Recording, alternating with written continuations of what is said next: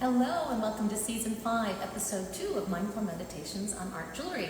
My name is Allison Buchsbaum and I'm here today with the lovely Heather Guidero. Did I pronounce your name correctly? Yes. That's good. Thank you. I'm glad. Sorry if we've run a little bit late this morning. Some technological issues. But we are here and we're present and we're going to have our meditation on a lovely Saturday morning with Heather to talk about Heather's beginnings as a jeweler, as a metalsmith, and about the lovely work that is behind us for her opening here at Patina Gallery. So, Heather, tell me, we're now going to welcome you into our stable of artists here at Patina. My absolute pleasure. Your work really is suitable for the gallery. I love it. But I want to know a little bit about you. I want to know how you came to being a jeweler, a metalsmith, and what delights you and excites you about going to your studio every day. Well, I got the opportunity to take a class at a local art center when I was 17. This was in Indianapolis? This was at the Indianapolis Art Center. And I thought that I might want to apply to art school, and so taking, at that time, a photography course to prepare portfolio images would be very practical. But something about the intro to jewelry really intrigued me. So I went with that, and that was kind of it. Yeah. That kind of kicked it all off. Yes, and then you were addicted to the idea of working with your hands and the just small exactly. things. Yeah. And learning all of the skills and techniques I could. I started showing up at every open studio that they offered to students, and then started to look into colleges that offer jewelry and metalsmithing programs. And that's how you ended at RISD. Yes. For those of you who don't know, Rhode Island School of Design, very well-known and beloved institution here in the United States, focusing on design of all kinds. Jewelry is just one of them, one of the many. Well, let's dive in. I don't want to keep people waiting. Let's dive into the work. If you could come closer.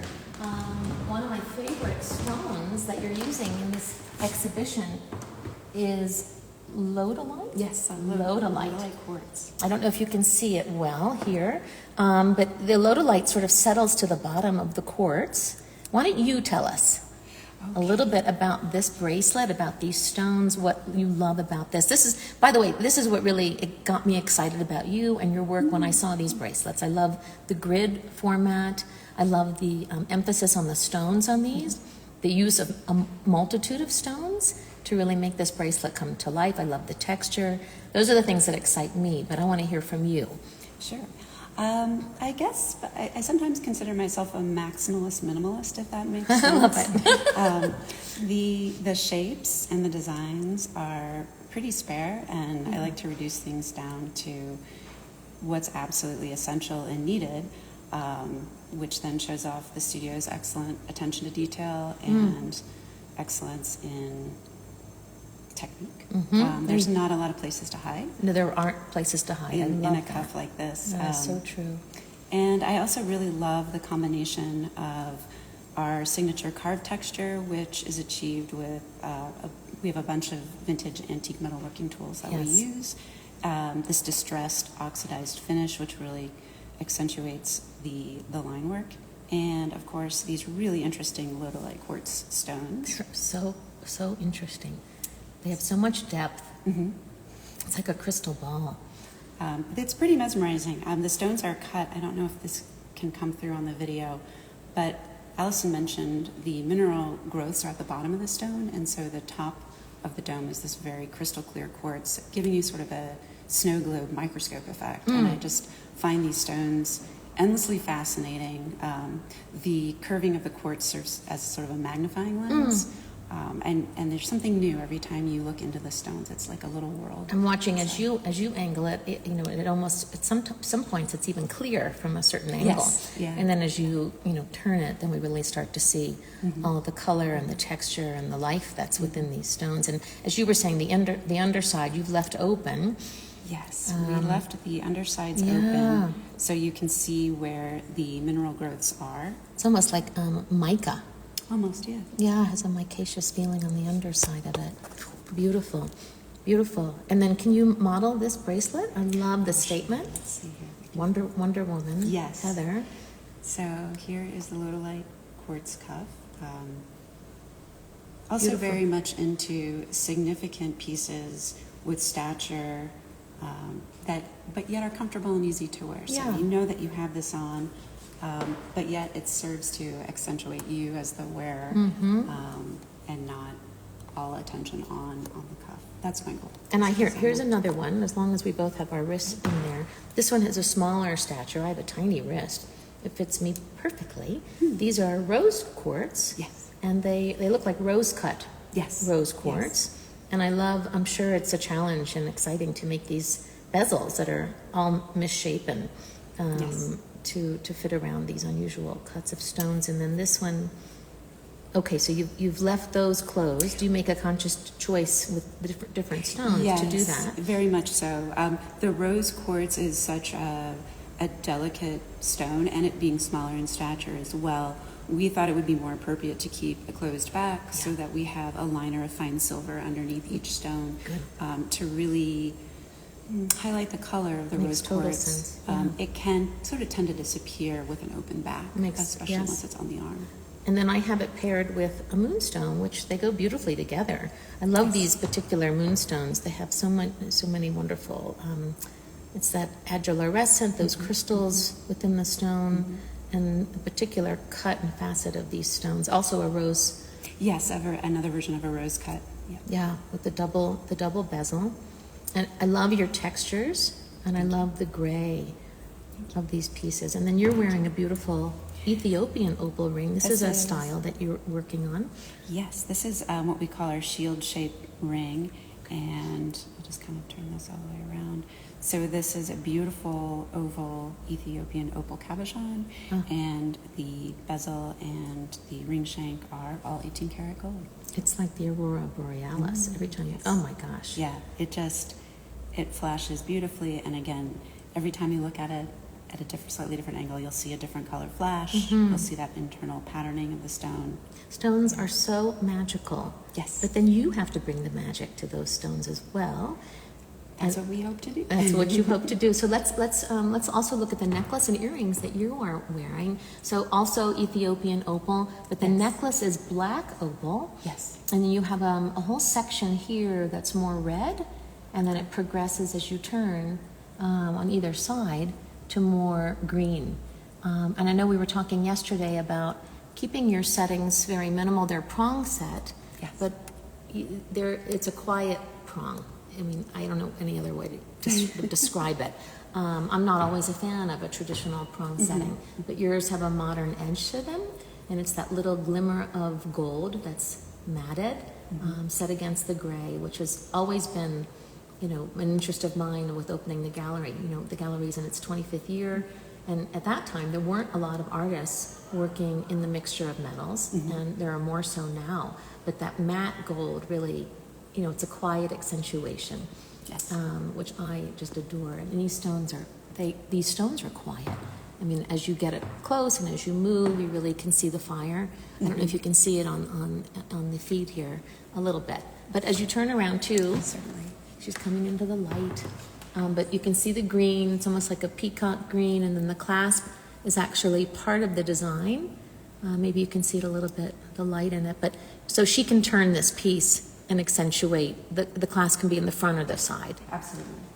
And that attention to detail is one of the other things that delights me. That you don't this isn't just the front of the piece right here. Yeah, gorgeous. And then the earrings are like a chandelier, the same idea, but a different color of Ethiopian opal, much like your ring. Really beautiful. They look great on you, and they're lightweight. Yes. So that's so important. Your pieces are fitting on the body. They're comfortable. They are their own meditation on the body. You have to consider the landscape of different women who want to wear your pieces, but they make a statement without the weight. So let's come back into the case. You love jasper. Yes. And I do love jasper. Yeah, so these I find really unusual with that line. Can you tell us a little bit about this pair? Yes. I don't want to misspeak, but I believe that these might be a Sierra agate. These were I find at the Tucson Gem Shows, I think from earlier this year. And These are a fairly substantial pair of earrings, it is true, but I just couldn't part with the idea of using both pairs together. I thought they just had to go together. That striation, that stripe down the center, just matches so beautifully. And I love that on one side it's a little more, has more terracotta and more rose on the other. And you love this fringe idea that you inspired by antique jewelry and handbags. It's a square box chain. It's a drawn box chain, so it's got a little bit more of a rectangular shape. Yes, I see that. Yeah, but it has again sort of reminiscent of those vintage mesh purses we were speaking about yesterday. The Whiting and Davis purses. The Whiting and Davis purses. It has enough weight so that it has a really nice, graceful sway to it. Yeah, it's beautifully aligned with the shapes. Really beautifully done. And then you also love using these dendritic agates. So tell us a little bit about how you find these and your love for these particular. Can you see that? Right in the light. This is a beauty with a lot of the red. Yes. Am I holding this it? one we decided to, because of the red, the copper bearing rutiles, we decided to go with an 18 karat rose gold hand fabricated prong setting, and it's on our hand fabricated bar and loop chain, which is also an 18 karat rose gold. Oh, beautiful choice that you made there with that. Beautiful. And then if you come just below, just as long as we're on the subject of these dendrites, we have this one that has the diamond on the bottom. I love how you paired up the prongs. We have 2 and 2 and 2 and 2. On a yellow gold, the same chain, but in yellow gold. And this one over here as well. Yeah, one of the interesting design challenges is always to figure out, if it's going to be a prong set piece, exactly where the prongs go so that they're accentuating the cotton color of the stones and not fighting with it. Not fighting with it, not taking away from it. And then your choice of that beautiful rose cut diamond at the top really accentuates the coloration in that agate. Yes. These stones are just beautiful, and they look like they're painted. Little scenes, but it's nature. It is, yeah. They are stunning. I do obtain these from one particular stone dealer. He and his family are in an area of India, and they do all of the mining and cutting of these dendritic agates themselves.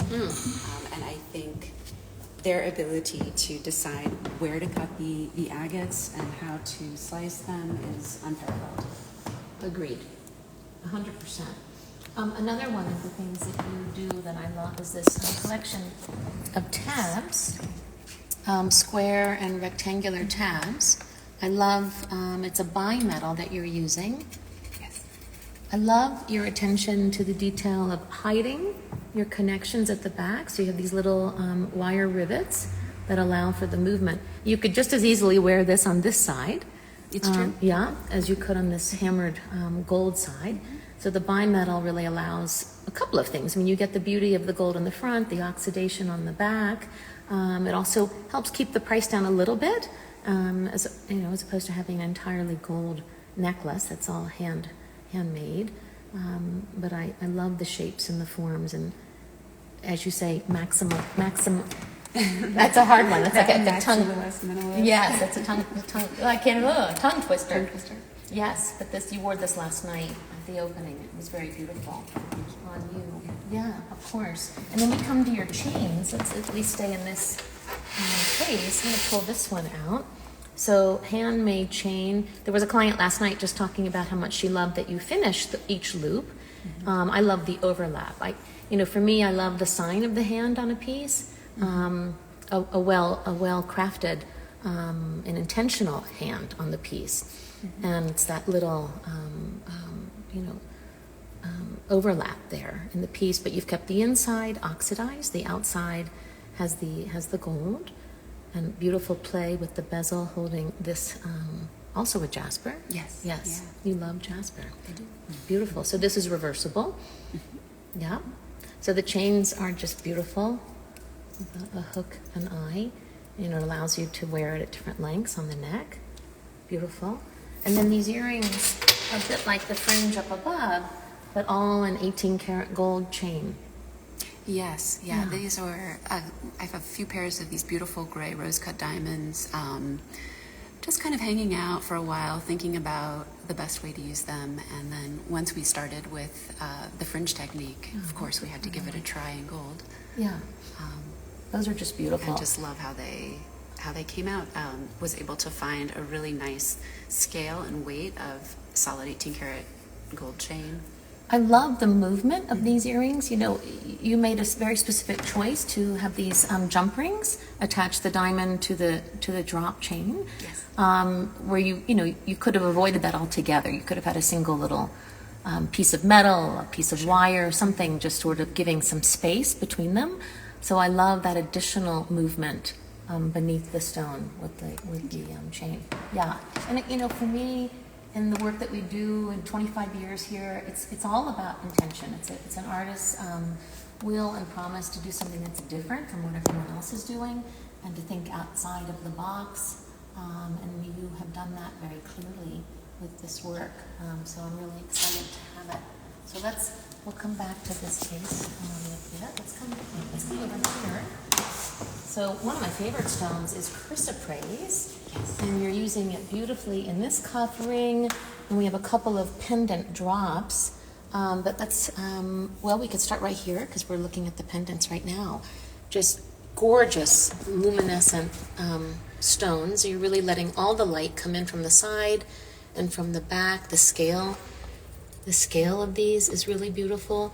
Not only do we have chrysoprase, we have gem silica and malachite chrysocolla malachite. This one you chose to completely, no, it's open on the back. Oh, but it's bezel set. That's the difference. Okay. That one has a stepped bezel setting. The patterning is just so beautiful on the back.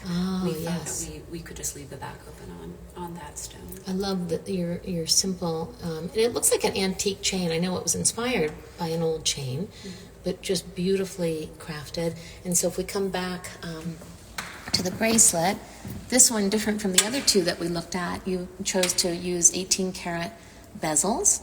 Yes. And again, so those are completely enclosed on the back side as well. Those were also closed on the back so that, again, we could use that fine silver sheet underneath the chrysoprase to really help reflect the light through, so it glows as much as possible. There's such beautiful stones, and that green is, I'll never get tired of it. Never get tired of it. And I love the grid that you're creating with this. I mean, that's a lot of stone on a single bracelet, but you're putting it right on the top, giving it the full attention that all of that grouping of stones deserves. And this ring, again, one of your rings, it's like a saddle on the finger. I know that bezel is a little bit more of a complication of it, or it's a challenge. Yes. In making a bezel like this, it just sort of rises up. I love that architectural statement of a bezel like that. I mean, it really just looks like it's part of the ring shank rising up and holding that stone. And you can see through the back. That's beautiful. Really makes a statement on the hand. And then you have more Ethiopian opals that have a lot of green in them, which is why I put them with the chrysoprase. So this, tell us about this particular, you call these tangle? Yes, this is a slightly scaled down version of our tangle necklace. Scaled down, I thought, for the smaller Ethiopian opal briolets, and then there are additions of 18 karat yellow gold rings throughout the piece, as well as 18 karat gold loops that actually attach the stones to the necklace itself. Well done. I love that little play of light. The stones have a lot of gold and a lot of character. And then you use the same design in the earrings. Yes, again, slightly scaled down from sort of what we consider our regular tangle-sized earrings, just to allow for the scaled down sides of these stones, so as not to overwhelm them. Beautiful movement and just light. And I like also the dimensionality of the pieces, that they're beautiful from every side. You're not just looking at the front or the back of the earring. Just beautiful. So let's come down to the second case here. So this mosaic work really thrills me. How did you come to doing this work? It started when I had gotten my hands on a few strands of these sort of square and rectangular slices, and I was looking at the strands for a while, and they have such gorgeous color and flash, and also the range in the size and the shape of them is so fascinating. But I didn't want to use them as a bead, as they arrived strung on a strand. So a little bit of trial and error and playing around in the studio, and this is what we came up with. Again, sort of the maximal minimalist at I'm going heart. to pull this out and just sort of hold it up. So I would imagine that it's a little bit of, well, it's a complication and a challenge to rivet an opal without hurting the stone. It is very much a challenge. I have a lovely pulse arc welder, which is sort of like a very small TIG welder, and that's what allows us to rivet or kind of ball up the end of the wire on the back of each piece. Yes. And so by going from the backside to that silver sheet protects the opal slice. Yeah, beautifully done, the color. And then I have on the earring. And I love these earrings. Again, they make a beautiful statement. I wore them for basically almost 24 hours. I did not sleep in them last night, but they're not heavy on my ear, and they're just magnificent with the gold accent. But it's just the use of the stone.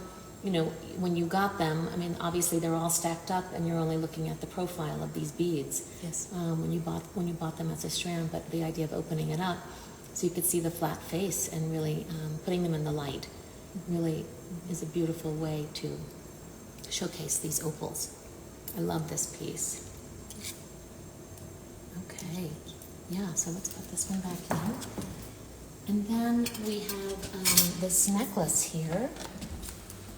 Now tell us about how you arrived at this piece and this design with carnelian and silver. Yes, so this was a suite of these rectangular carnelian cabochons. Can you help me just make those sit Absolutely. right? Oh, And we thank might you. have Just to not sometimes to twisted. get the little bit Yeah. twisted around. There we go. There we go. Okay.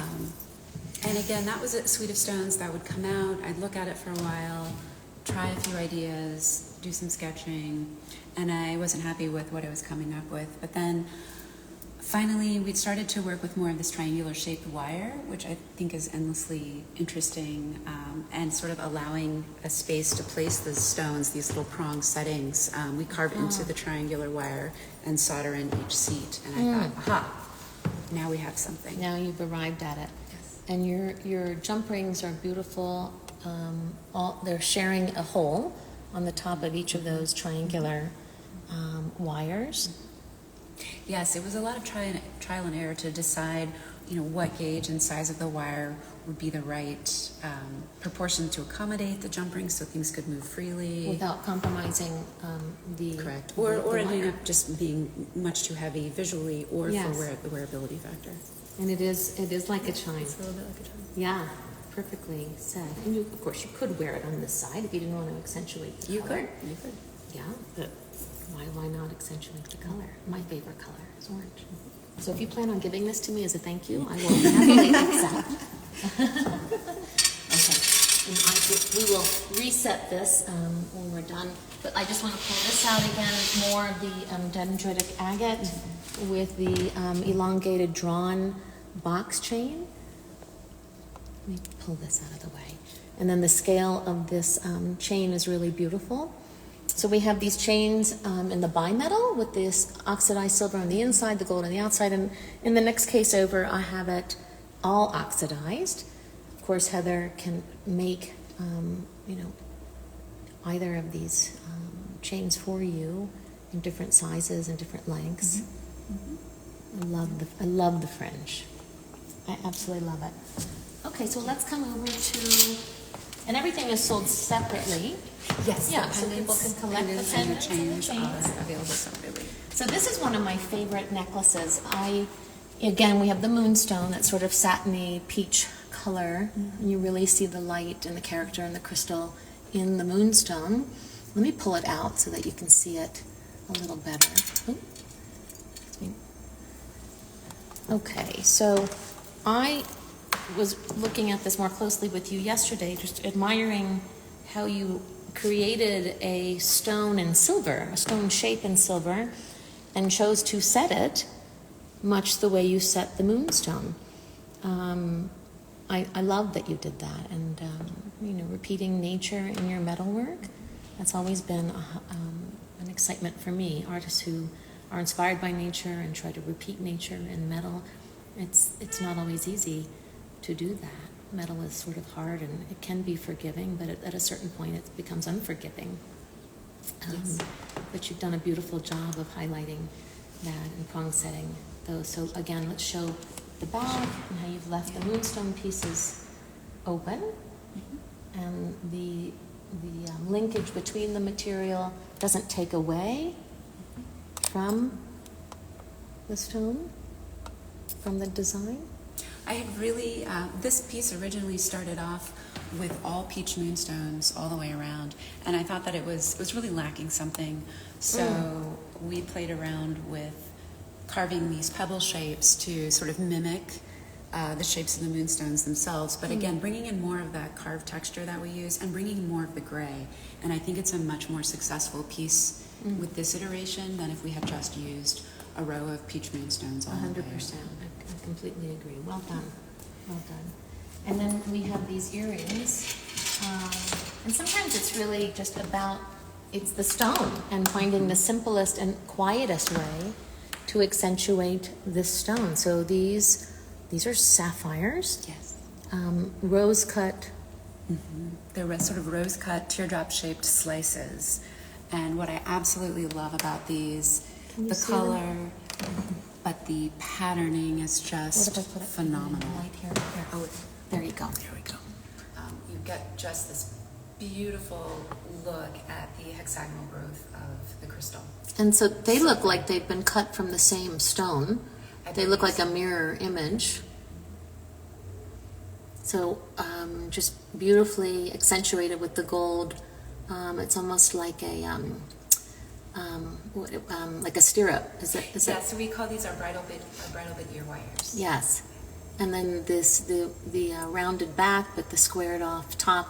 I love that. Beautiful stones, really beautifully accentuated.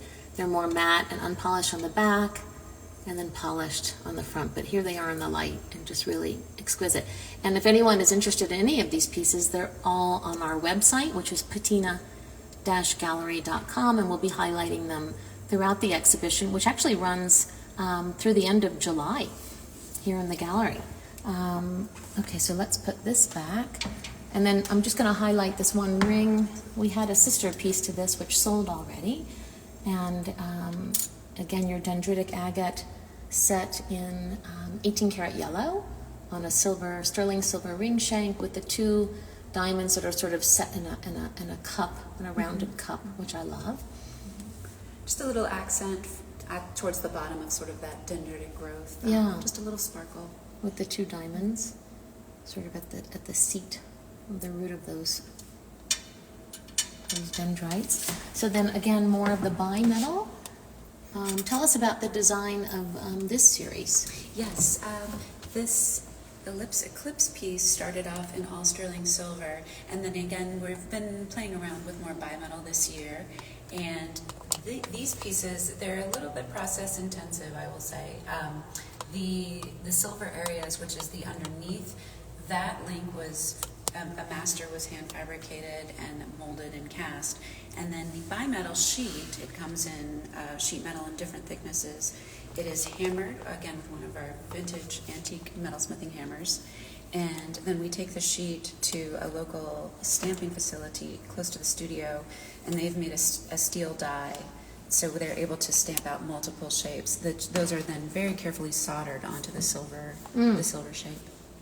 And then maybe I'll pull out the bracelet just so you can see a little bit more of the detail, and then you can see that the backside is solid silver with the linking mechanism. Oh, I love that particular link. That's great. So I love that you also combine casting and fabricating techniques. So you employ lots of different ideas of how to accomplish something in a singular piece. Yes, to me it's all just different tools in the toolbox. Different tools to in the achieve toolbox, the yeah. designs and the ideas. Yeah. And again, these earrings, it's once again, I think that's what differentiates you, that other aspect of the way that you are using the jump ring to combine these different pieces, so you have multiple you have movement at 3 different sort of axis points. Yeah. And then this dapped,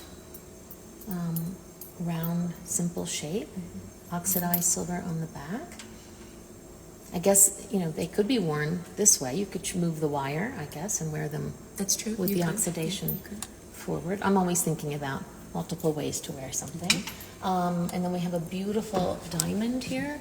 It almost feels like, you can see that, yeah, like a piece of mica, but this is a diamond slice on one of your beautiful gold chains. It's really lovely.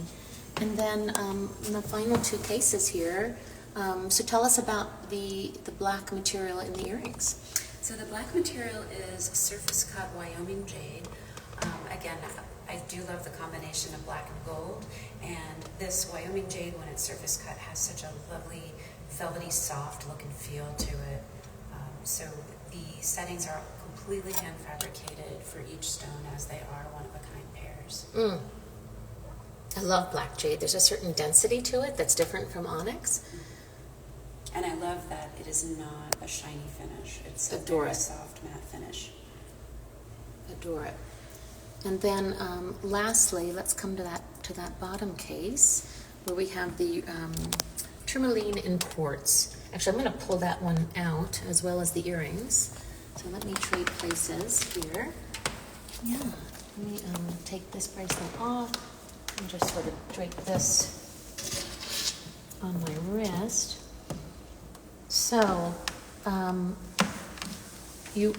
would imagine you work with a few different lapidary artists or dealers for all these different types of gems. Yes. Yeah. So I had put a call out to a particular stone dealer that I was looking for tourmalinated quartz in this sort of elongated trapezoid shape, and it took a few years, but I finally was able to assemble a grouping for this bracelet. It's sometimes I just want to be quiet with these pieces and not just always talk about them. And so this one is a very special bracelet. So we thought that the connecting details, all of the rings and the clasp and the prongs themselves would be 18 karat gold, and of course the very bright white sterling silver finish, so that you can again really see the linear pattern of all those tourmaline needles in each piece. So the brightness of that silver, is that a way of bringing all the purity of the silver up to the surface Exactly. to keep it? Exactly. So it's depletion gilding technique, which is with our torches heating up the bracelet multiple times to bring that bright white or fine silver To the surface. And then the last piece really, let's do 2 pieces. We have these earrings here. So they're set behind or set on silver, but you really do see, actually I'm going to put them in the light, I think. Let's see here. Can you see that? Is that okay? Yeah. So different sizes of rounds, very simple 18 karat little shots of, on the 4 corners of the stone with the silver jump ring. Well, there's an 18 karat one in the middle, it looks like. It is. The actual connecting link between each component is beautiful. And I love the way that they hang and suspend on the ear. And then finally, this earring here, another one of the larger trapezoids. And then your attachment on the bottom with the bimetal. I love the way you fabricated that so that it has a little bit more dimension. Yeah, it has a little bit more to it than just a flat piece of metal. Yeah, and this dappled gold finish. Heather, I love your work. I'm so glad that you're now part of Patina. And again, this exhibition will be going through the end of July. And I'm so glad that you chose to come to Santa Fe for this exhibition. And thank you for everyone who tuned in this morning. Thank you so much. And stay tuned to Instagram, Facebook, our website as we do further videos talking about some of the select pieces in the exhibition. Hope everybody has a great day. And come to the gallery. We'll be here every day to show you these beautiful pieces. And thanks for tuning in, all you jewelry lovers out there. Bye.